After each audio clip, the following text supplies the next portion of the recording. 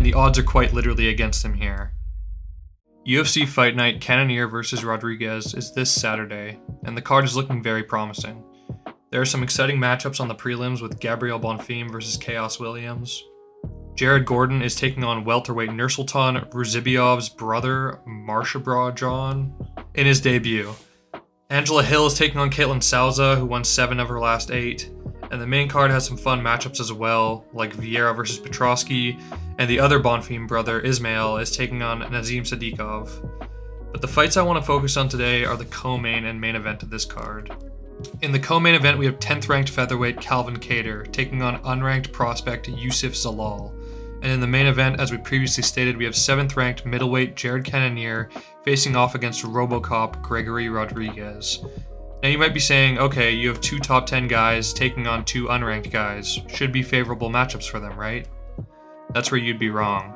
Kattar is currently sitting at plus 370 on the betting odds against Zalal, and Cannonier at plus 185 against Rodriguez, as per the UFC's official betting lines. Both ranked underdogs are on losing skids, and I view these fights as must-win matchups.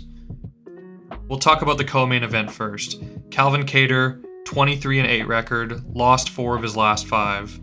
Allen fight was an injury, and the Josh Emmett fight was kind of a robbery, but you go back to the Holloway loss, and that's where he ate the most significant strikes in a single fight of all time.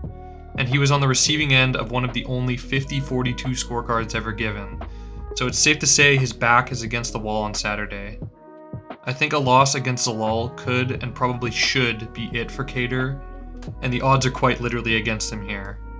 His last fight was against former champion Aljamain Sterling, and while he didn't really take much damage in that fight, he showed his weakness in his ground game, giving up his back to the smaller fighter from a smaller weight class for 3 full rounds to lose definitively by decision. This is concerning going into this matchup because Zalal's coming off 4 straight submission wins, and his striking is super sharp as well. Now, the quality of competition that Kattar's faced recently is much higher than Zalal, but back in 2020, Zalal did get taken to decision by now champion Ilia Topuria in a loss that's aged beautifully. Now, Calvin does only have 1 career loss by submission. I don't think Zalal will submit Calvin Kattar.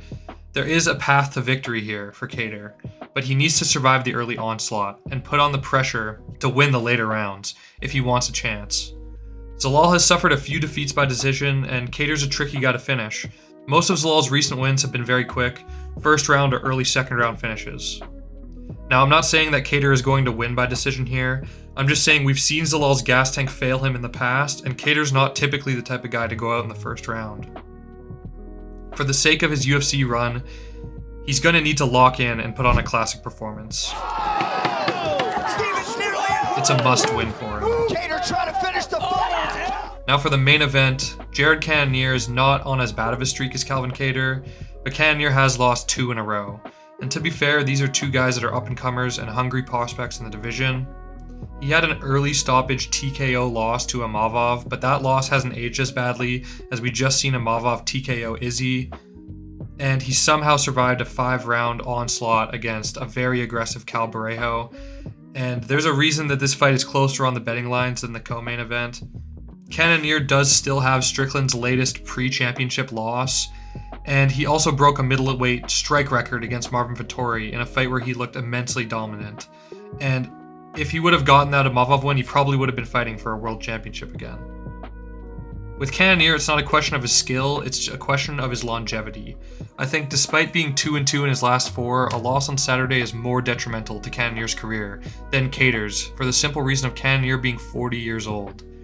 We don't know how much more his chin can take with his age, and how these losses against top 5 guys have affected his longevity. That being said, Robocop isn't a Mavov or Cow. This is a must-win fight for Cannonier because I think if you're really the 7th best guy in middleweight, you should be able to beat Robocop, who's an unranked fighter. This fight's going to be a test for Jared to see if it's time to hang up the gloves or not. Same thing with Kattar. If Jared survives the early pressure of Robocop, he is a much more experienced 5-round fighter. This is a 6th straight 5-round main event, and if he can show up with the pressure he had against Vettori, he should be able to get this one done.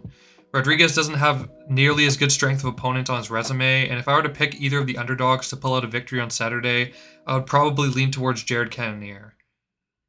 It's a pair of veterans versus rising prospects in matchups where loss streaks and age aren't on the underdog fighters' sides.